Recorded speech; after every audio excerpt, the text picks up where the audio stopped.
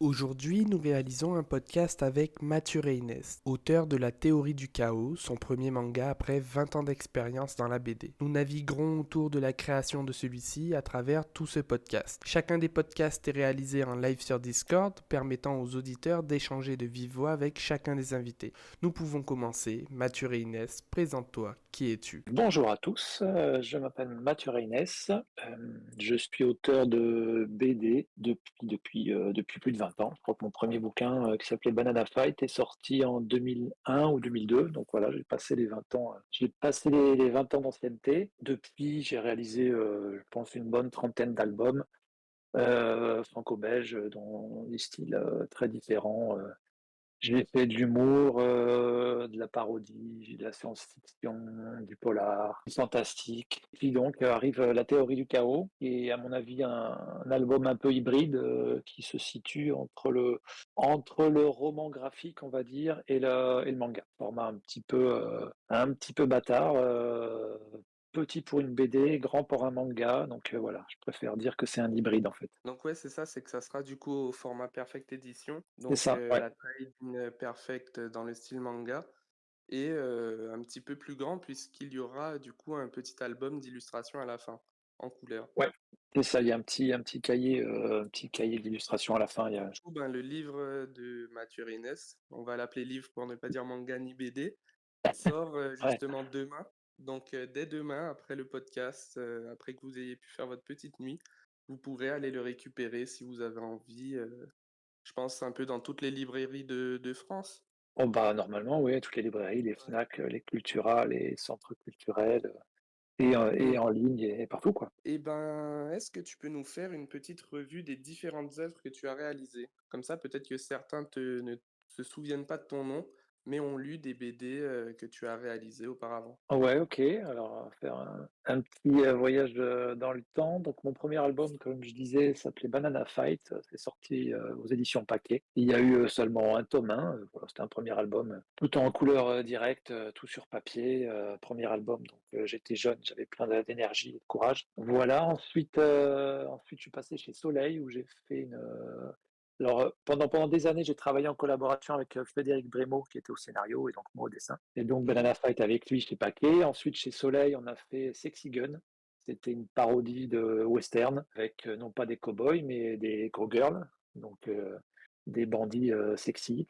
Ensuite, je suis passé chez Bamboo. Donc Sexy Gun, il y a eu 2 tomes, ouais. Chez Bamboo, on a fait Lola Bogota, toujours ensemble. Lola Bogota, il y a eu 3 tomes. Donc là, on est plus dans la parodie du polar des années 50, 60, dans l'esprit des tontons flingueurs, si ça parle à certains auditeurs.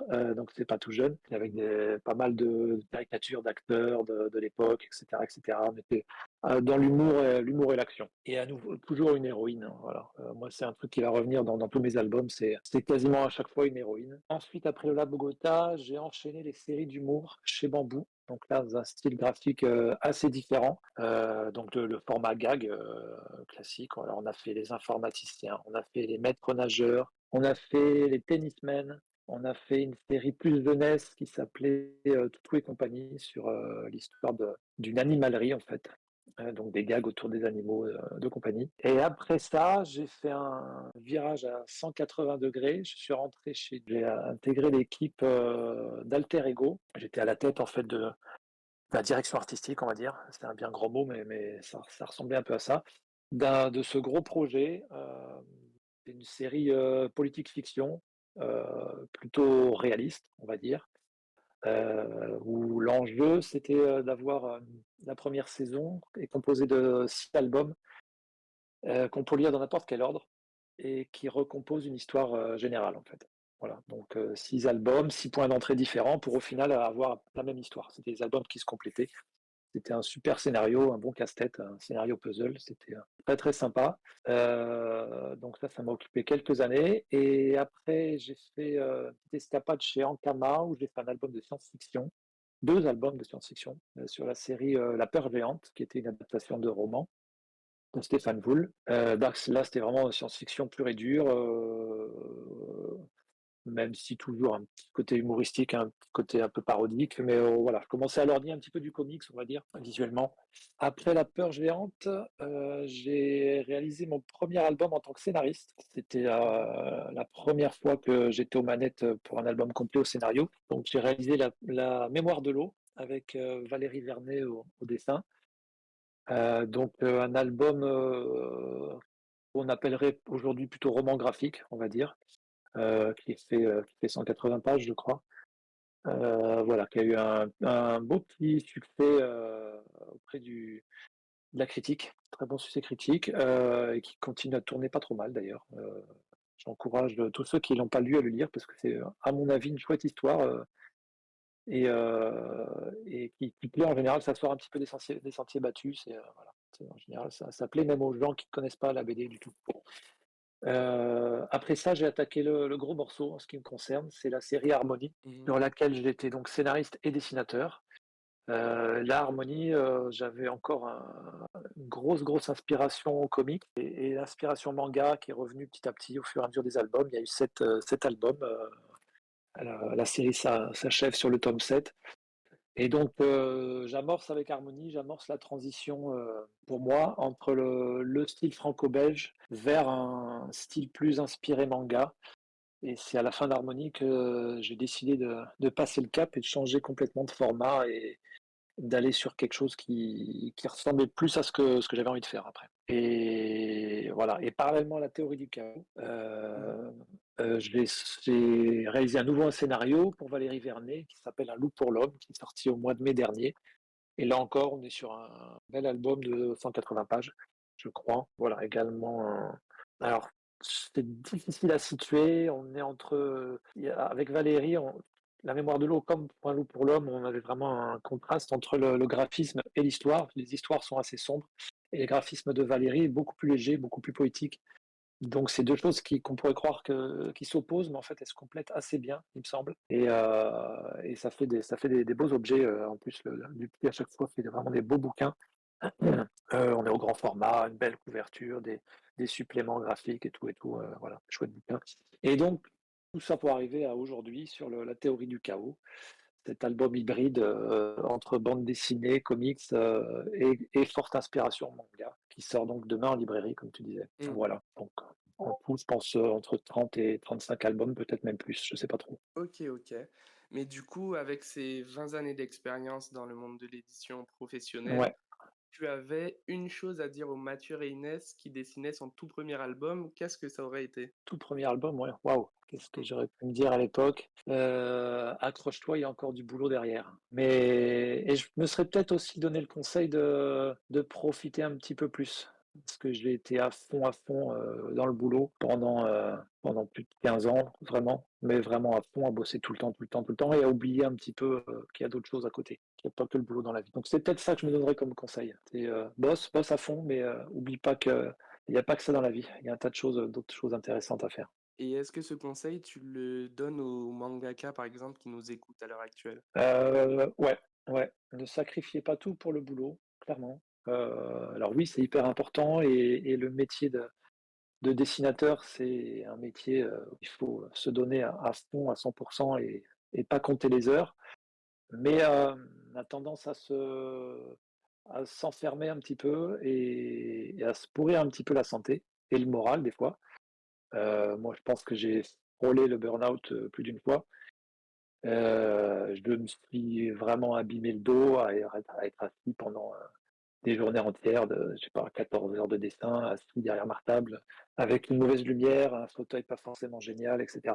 Je me suis flingué le dos jusqu'à découvrir que le sport, c'était quand même pas mal et que ça permet de se remettre en forme et d'équilibrer justement avec la vie statique qu'on peut avoir quand on fait du dessin.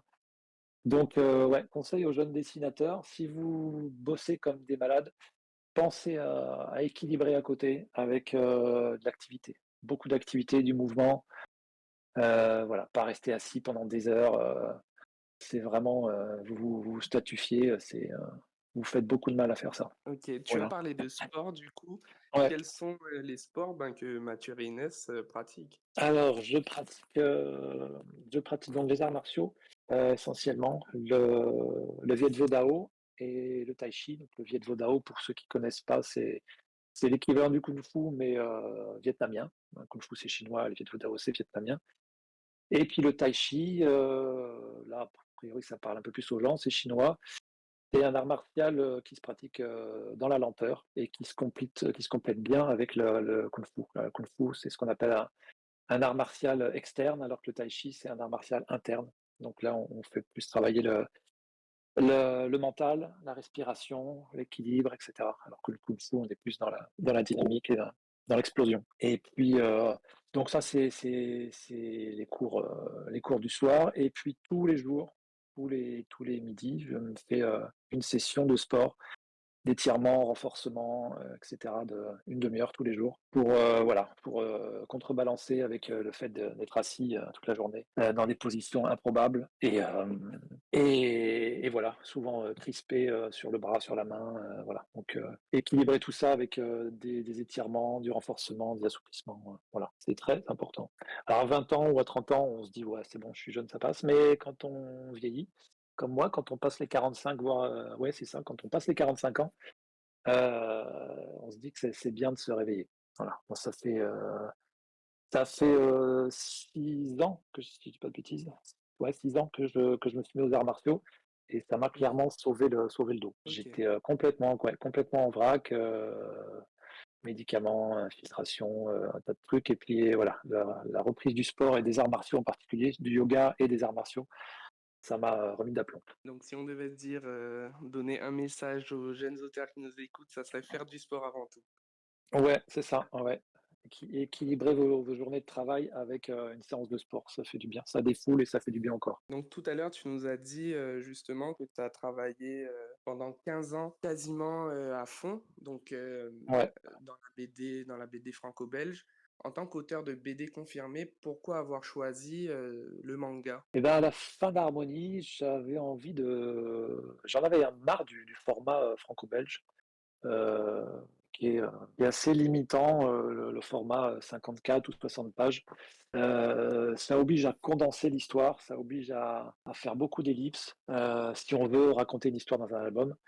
Et puis je voyais, donc l'avantage du manga, c'est que voilà, on a une plus grande pagination, on peut se permettre de diluer un petit peu le récit, de prendre le temps de raconter les choses, de mettre en place les personnages, et cetera et de s'étaler sur plusieurs tomes. Une plus grande liberté à ce niveau-là et puis, très clairement, je voyais que dans le monde de la BD, le public ne se renouvelait pas beaucoup. Alors, moi j'ai des lecteurs très fidèles qui me suivent depuis 20 ans, c'est génial.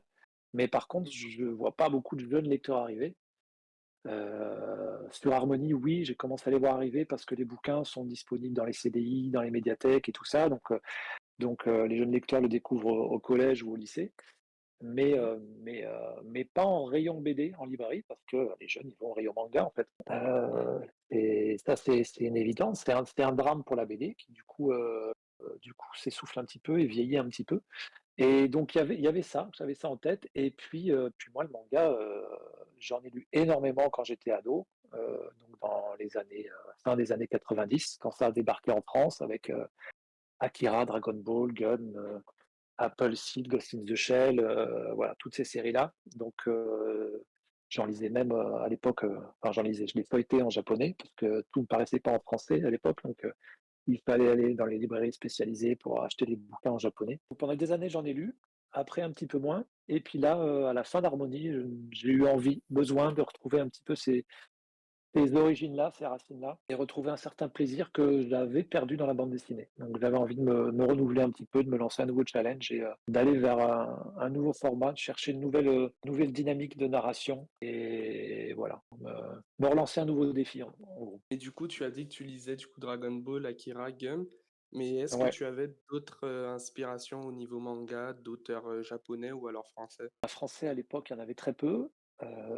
C'est arrivé un petit peu après avec Morvan qui a commencé à intégrer un petit peu l'esprit manga dans la BD, mais ça restait encore au format manga et couleur et compagnie.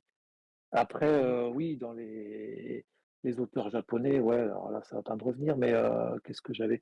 Masakazu Katsura, que j'aimais beaucoup. À l'époque, il faisait Video Girl, après il a fait DNA Carré, il a fait Lightman. Je crois que maintenant, il fait plus rien, il me semble. Attends, bah, qu'est-ce que si, tous les Urosawa, que j'aimais beaucoup. Qu'est-ce que je lisais d'autre? Bon, là, ça ne me revient pas, mais à cette époque-là, il n'y a pas beaucoup, beaucoup de trucs qui sortaient ici. Dr. Slump, ouais, tout ce que faisait Toriyama, évidemment, ça sortait. Mhm. Mais en français, il n'y avait pas grand-chose qui sortait. C'est venu au compte-gouttes fin des années 90, puis ça a explosé dans les années 2000-2010, quoi. Et puis maintenant, c'est encore pire, ouais. Enfin, pire, ou mieux, je sais pas. Auteur, français ou japonais. Est-ce que tu as eu des influences pour dessiner la théorie du chaos? Non, non, non, non. Non, honnêtement, non. Les influences, mes principales influences, elles me suivent depuis des années. Donc, Mhm. je vais te ressortir Otomo, ouais, enfin, Akira, Gun. Là, c'est mes deux grosses références en matière de manga. Après, en BD, il y en a énormément et dans des styles très différents. Ce serait dur de tout te retranscrire. Notamment Baudard, par exemple, qui fait de la BD franco-belge, que je pense que personne ne connaît sur Discord. Et vraiment, ça commence à être un petit peu daté, on va dire. Et puis du comics, j'en ai lu aussi énormément. Les X-Men, à l'époque, c'était dans Strange. Des X-Men, du Spider-Man. Voilà, j'ai eu plusieurs périodes, effectivement, c'était par vague. D'abord, j'ai commencé par le franco-belge, avec les grands Mhm. classiques transmis par mon père, tu vois. Après, j'ai élargi un petit peu en étant abonné à Spirou, j'ai découvert d'autres choses. Après, je suis passé aux comics, et puis après, voilà, par 85 ou 86, Akira est sorti en France, et là, ça a été un grosse claque pour moi. C'était un autre univers qui débarquait, et je me suis enchaîné du manga pendant des années, un peu en français, beaucoup en VO, et puis voilà. Alors j'ai un petit peu lâché après parce que une fois que je suis passé pro, enfin vraiment pro, au début je faisais de la BD en dilettante, en bossant encore à côté, puis une fois que j'étais vraiment à 100% sur la BD, j'ai commencé à en lire de moins en moins. Et aujourd'hui, j'en lis quasiment plus. Je pense Ok. que je lis pas plus de 2 ou 3 BD par an, et encore, ça, c'est les bonnes années. J'en feuillette énormément, des mangas aussi. Je feuillette beaucoup, mais plus pour voilà, regarder ce qui se fait, me tenir au courant, voir, puis chercher des inspirations et tout ça par-ci par-là, mais je lis plus.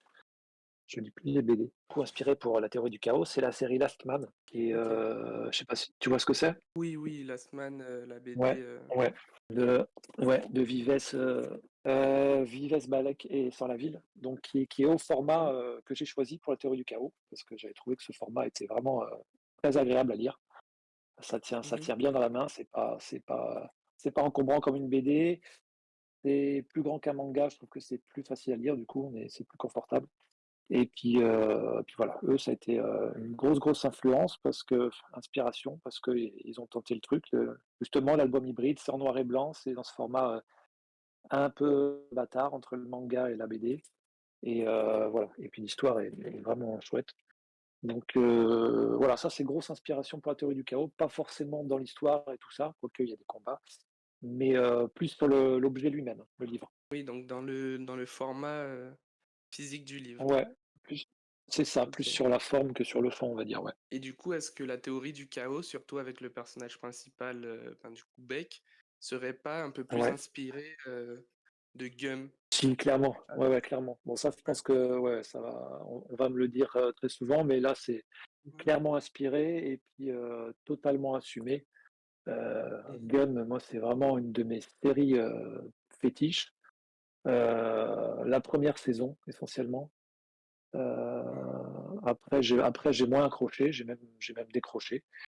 Ouais, ouais, ouais, carrément, l'univers, la dynamique, tout m'a inspiré. Donc, j'espère que c'est pas un plagiat, mais je pense pas. Mais c'est normal d'y voir des ressemblances et des inspirations, clairement. Ouais. Et du coup, tu as parlé justement de séries fétiches. Si parmi toutes les séries qui t'ont inspiré pour la théorie du chaos, tu devais en citer une, est-ce que ça serait Gum ou autre chose? J'hésite entre Gun et Last Man, mais je Mhm. pense que je vais rester sur Gun.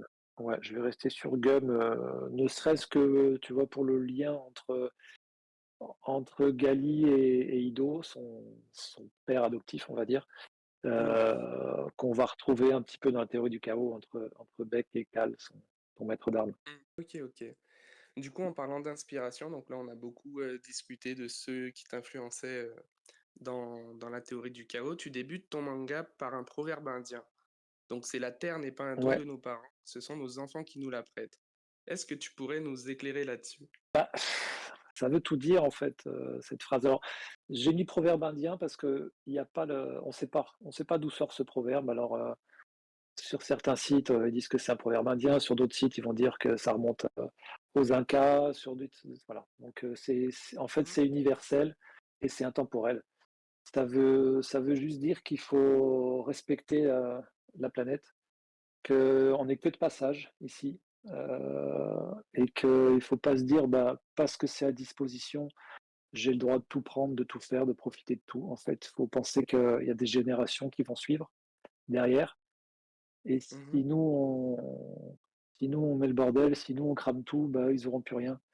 Heu, il y a ça me fait penser, des fois quand tu vas dans les toilettes, dans un restaurant ou dans un café ou je sais pas quoi, tu as un petit panneau Mhm. au-dessus des toilettes et il y a marqué, «Merci de laisser le lieu, en sortant, merci de laisser le lieu aussi propre que vous l'avez trouvé en rentrant», en gros.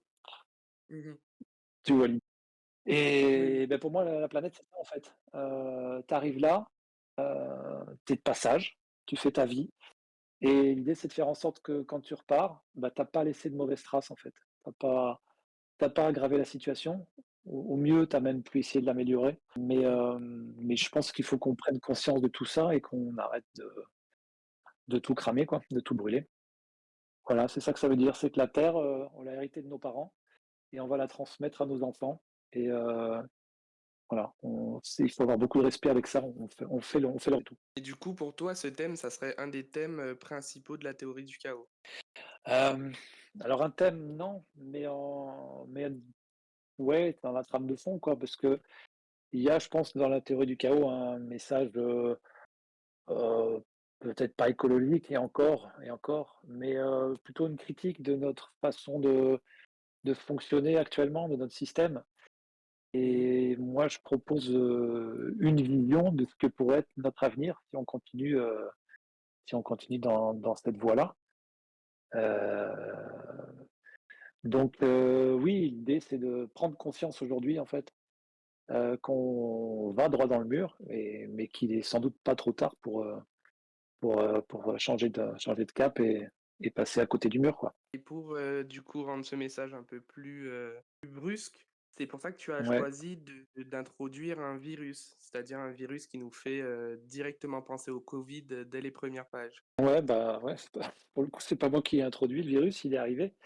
Il est Oui. arrivé, j'étais en pleine phase d'écriture du scénario quand ça nous est tombé dessus et alors j'avais Mhm. déjà, mis en place, une histoire de pandémie, Mhm. sauf que ça devait être des vampires, donc j'étais sur un truc plutôt fantastique. Ça devait être Mhm. une pandémie d'épidémie de vampires qui transformait la population, qui voilà, qui progressait petit à petit. Et puis le Covid est arrivé et puis voilà, la réalité a largement dépassé la fiction. Et donc je me suis dit: Mhm. «Bah non, je vais laisser tomber les vampires et je vais plutôt m'appuyer sur la réalité». Ok, ok. Mais du coup, durant l'élaboration du manga, on te voyait beaucoup échanger avec ta communauté, par contre, sur la direction artistique du manga. Donc, étant donné que c'était le premier manga que tu faisais, tu demandais beaucoup de choses, notamment sur la trame. Est-ce que ça a été compliqué de faire cette transition du style de dessin BD au style de dessin manga? Ouais, ça a été, assez compliqué, parce que, en BD, on a tendance à charger beaucoup plus les pages qu'en manga. Beaucoup plus de détails, beaucoup plus d'ombrage, de couleurs, de machin, de tout ça. Mhm. Et du coup, quand je suis passé sur la théorie du chaos, je n'ai pas eu le réflexe, d'alléger tout ça. Donc effectivement, les premières pages sont très chargées, très fouillées en détail. Mmh. Et puis au fur et à mesure de l'album, ça s'allège. J'ai pris conscience au fur et à mesure de l'album qu'il fallait que je gagne en lisibilité et en efficacité. Donc ça s'allège petit à petit, pour arriver alors je pense pas que mon objectif, c'est pas d'avoir un style manga, Mmh. parce que je l'aurai jamais, parce que j'ai mon passif, j'ai toutes mes influences, mes références qui me suivent depuis 20 ans. Et j'ai envie de me remettre un petit peu en question, mais je peux pas repartir de zéro en fait, c'est pas possible. Donc je n'aurai Et jamais un style manga pur et dur. C'est pour ça que je parle toujours d'hybride. Mais par contre, ce qu'il faut que j'apprenne, et je l'ai appris au fur et à mesure de cet album, c'est vraiment à simplifier visuellement pour gagner en efficacité et en lisibilité. Voilà. Donc les pages sont assez chargées, ouais, en trame. Au fur et à mesure, ça s'allège, clairement. Mais parce que j'avais le mauvais réflexe en début d'album de penser encore en couleur, en fait. Même si je travaillais en noir et blanc, je voulais penser en couleur, je voulais que chaque élément se détache bien, etc., etc. En fait, voilà, j'ai assez rapidement compris qu'il fallait pas du tout fonctionner comme ça et qu'il fallait mettre avant tout la lumière où il faut et pas surcharger en détail. Voilà, ça c'est très important. est-ce que tout ça aussi, ça t'a fait changer, ta notion de storyboard? C'est-à-dire, est-ce que tu avais les mêmes storyboards, tout de même dans la BD et maintenant, avec le manga, du coup, avec la théorie du chaos? Plus ou moins sur Harmony, donc ma série précédente, j'avais Mmh. commencé déjà à m'orienter vers un découpage plus manga, donc Mmh. voilà, une mise en page plus dynamique avec des cases qui débordent, des cases de travers, machin, des inserts, etc. Euh, donc voilà, c'était une première transition. Et puis j'ai appuyé là-dessus après sur la théorie du chaos. Et en termes concrètement de storyboard, storyboard Mmh. papier, mon storyboard sur la théorie du chaos est très très léger, très rapide. Il faut vraiment mettre en valeur la lisibilité et la dynamique de la page. Mais quand j'étais en BD, je perdais encore beaucoup de temps sur le storyboard parce que je voulais avancer le plus possible le dessin sur le storyboard. Donc c'était une étape assez longue, assez laborieuse. Que voilà, c'est plus le cas maintenant sur la théorie du chaos. En plus, quand tu fais du manga ou de l'hybride, il faut aller vite et donc il faut apprendre à être efficace à chaque étape. Et donc le storyboard pour moi, c'est la composition de la page, la dynamique de la page et la lisibilité de la page. Voilà. Donc c'est assez rapide mon storyboard. Je crois que c'est allez, 20 minutes, je pense, 20 minutes par page. Peut-être même moins, ça OK. dépend du nombre de cases que j'ai, mais voilà. Quand il y a beaucoup de cases, c'est une vingtaine de minutes. Ouais. Et avant, du coup, en BD, tu pouvais aller jusqu'à combien de minutes ou heures même? Ah ouais, ça m'est arrivé de passer peut-être 1 heure ou 2 heures sur un storyboard en BD. OK. Ouais, Mmh. ouais, ouais, parce que c'était une étape intermédiaire entre le storyboard et le crayonné, si tu veux. Je commençais déjà à mettre en place l'anatomie des personnages, etc., etc. Donc Mmh. c'était un pré-crayonné, on va dire. Que maintenant, voilà, c'est plus le cas. Maintenant, je fais vraiment de très, très schématique pour garder le dynamisme de la page. Mais du coup, tout à l'heure, ben, tu m'as donné, une phase de transition. Est-ce que pour toi, tu estimes t'être approprié le format, mais comme tu le voudrais? Pas donc t'être approprié le format manga, japonais classique, mais est-ce que comme toi tu le voulais, tu as réussi à réaliser, la théorie du chaos? Ouais, à part ce que je te disais voilà, que je dois encore alléger mes pages, ça c'est certain, Mmh. et gagner en dynamisme par rapport au manga quand je regarde ce que font mes collègues français, mangaka français. Ils ont ce truc du manga qui est hyper efficace visuellement et très malin en fait. C'est très très intelligent la façon qu'ont les mangaka de simplifier, mais tout en restant hyper efficace. Parce que le délai de travail impose d'aller vite, mais il ne faut pas aller vite en Mmh. faisant n'importe quoi. Il faut aller vite en étant efficace. Et ça c'est dur et c'est vers ça que je dois encore progresser. Mais je suis quand même très content du bouquin. Euh, parce que, j'ai obtenu effectivement le format que je voulais, et quand je l'ai dans les mains, j'ai plus l'impression d'avoir un manga que d'avoir une BD. Donc, côté là, objectif atteint. Il y a aussi une chose qui va peut-être choquer certains lecteurs qui sont habitués, uniquement à la lecture japonaise, c'est le fait justement Ouais, d'avoir, rédigé le théorie du chaos au format gauche à droite. Ça veut dire au format de lecture française. Est-ce que c'est justement ça a ça, été ton ouais. choix de le faire ou, ou voilà? Ouais, c'était, ouais, c'était mon souhait depuis le début parce que Mmh. j'avais en tête justement, la référence de Last Man, dont Mmh. on parlait tout à l'heure, qui se lit de gauche à droite, comme une BD ou un comics ou un roman, normal. Et pour moi, ça fonctionnait hyper bien. Donc, je voyais pas l'intérêt de passer en sens japonais sous prétexte que ça fait plus manga. Heu, pour moi, ça avait pas de sens, d'autant plus que, voilà, comme je te disais, après 30 ou 40 albums, dans un sens, pour moi, ça aurait été trop compliqué de tout d'un coup tout repenser dans l'autre sens. Mes compositions de pages, ma dynamique, tout ça, tout allait s'écrouler. Alors, avec l'éditeur, on s'est posé la question en cours de route, est-ce que je fais tout l'album comme ça, de gauche à droite, et puis à la fin, on inverse tout? On Mmh. inverse toutes les pages, en effet miroir, et puis on passe de droite à gauche, comme un manga japonais. Heu, pour moi, je voyais pas trop l'intérêt. Pour moi, c'était vraiment artificiel comme façon de travailler, et puis j'allais plus me mettre des bâtons dans les roues, qu'autre chose, parce que du coup, mon héroïne, elle a des petits tatouages, sous l'œil droit, et du coup, une fois inversé, ça allait passer à gauche. Donc en dédicace, fallait que je pense à mettre ça à gauche. Enfin, tu vois, ça allait m'embêter plus qu'autre chose. Et puis, Mmh. honnêtement, je voyais pas l'intérêt en fait, de forcément rentrer dans cette case-là du manga pur et dur, parce que de toute façon, graphiquement, c'est pas un manga pur et dur, ça reste un Mmh. hybride, et donc le sens de lecture, français, pour moi était plus cohérent, voilà. Donc je pense qu'effectivement, ça va sans doute perturber ceux qui ne lisent que du manga et ceux qui considèrent que le manga, c'est forcément de droite à gauche. Mmh. Mais voilà, quand vous lisez un roman ou quand vous lisez n'importe quoi, en français ou en anglais, c'est de gauche à droite. Donc théoriquement, vous savez lire dans les 2 sens, il y a pas de souci. Et puis pour revenir à mes références, moi, quand j'ai découvert le manga en français, donc dans les années 90, les Dragon Mmh. Ball, les Akira, les Gun et tout ça, ça paraissait dans le sens de lecture français de gauche à droite. C'était Mmh. inversé pour que les lecteurs français, soient pas perdus.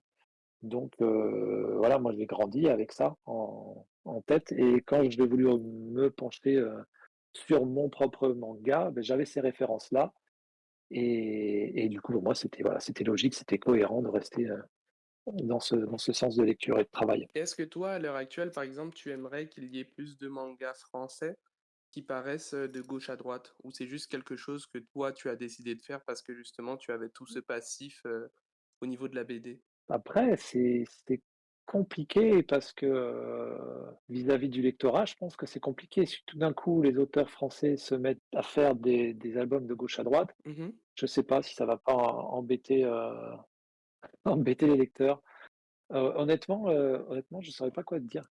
Pour moi, si quelqu'un se pose la question, je lui dirais, écoute, si tu te poses la question, c'est que tu as un doute, alors fais-le de gauche à droite, c'est quand même plus logique, tu es français.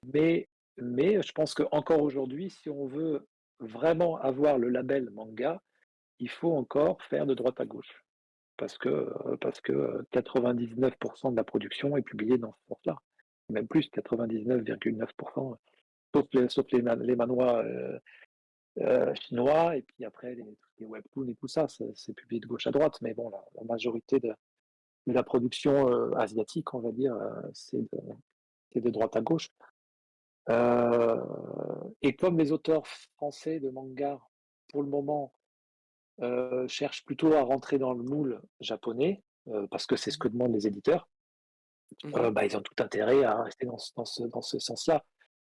Tant qu'on Pour le moment, voilà, les mangas de gauche à droite, ça va rester des ovnis, et je pense que ça va durer un moment, je suis pas sûr que ça change.